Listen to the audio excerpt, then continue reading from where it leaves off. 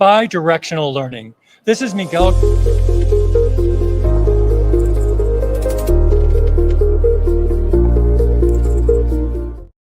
Talk about bidirectional learning.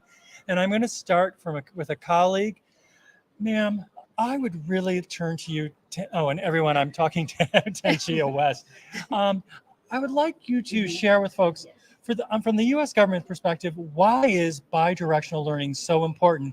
And I think there's a little bit of a minor history lesson you could share with folks. Yes, last year, this effort was relaunched in Montreal by the administration. And I would say it was reignited because we did something, I want to say a few years back. We had a large forum. It was held at NIH, and we really looked at bidirectional learning, really wanting to understand our best practices abroad, as well as those that are domestic in the fight against HIV. I love that. And you are right. You know, at the Montreal IAS conference, and historically, the government has been building its momentum to really encourage our federal workforce, both our global federal employees and our domestic employees, to really work together to learn lessons. And, you know, I'm going to turn to a colleague at NIH. And Dianne, could you, from your perspective, because you've, recently got involved in this process, could you share your experience with those who are watching?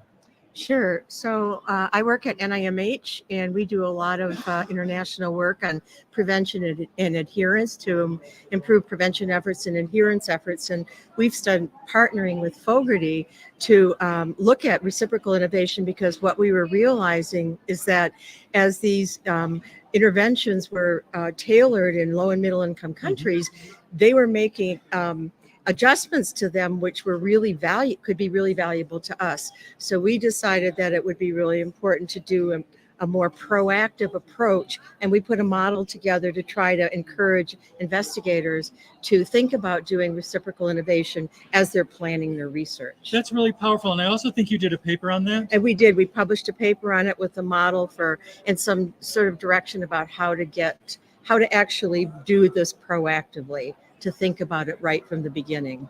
Well, thank you so much. And I'm going to turn back to you. Okay. So in a few minutes, and we don't want you to be late. Yes. Both of you are going to be part of a special event here at IAS 2024 when it comes to bidirectional learning. Could you share with our viewers, what's this session going to be about? So we talked a little bit about bidirectional learning, but if you want to know some details and see some case examples and some highlights of some innovations, we're going to be talking about that. And so at our session, we're going to take a little bit of a deep dive into what that actually means. So defining what global health reciprocal innovation is and bidirectional learning, but we're also going to highlight some research in the field, so in country as well as domestically. I love that. And for our viewers, what's really, really important, please follow HIV.gov, because we're going to be reporting on this very powerful session. And I want to thank my two colleagues. I know you need to go, but I just wanted to see if there was anything else you wanted to share with our viewers before the session starts. Well, I would just like to encourage folks when they're developing their research grants to do research, to think about it ahead of time, so that they can actually factor in process, so that the reciprocal interaction and sharing of information can be more effective. Well, thank you. I would just say, lastly, we're going to talk purposely about bidirectionality, and this is a collaboration between HRSA and NIH, and so we also have to be purposeful about our collaboration. Absolutely. Well, Tanchica, thank you. Dianne, thank you. And most importantly, thank you for watching this video. And to learn more on IAS and this subject, please visit HIV.gov.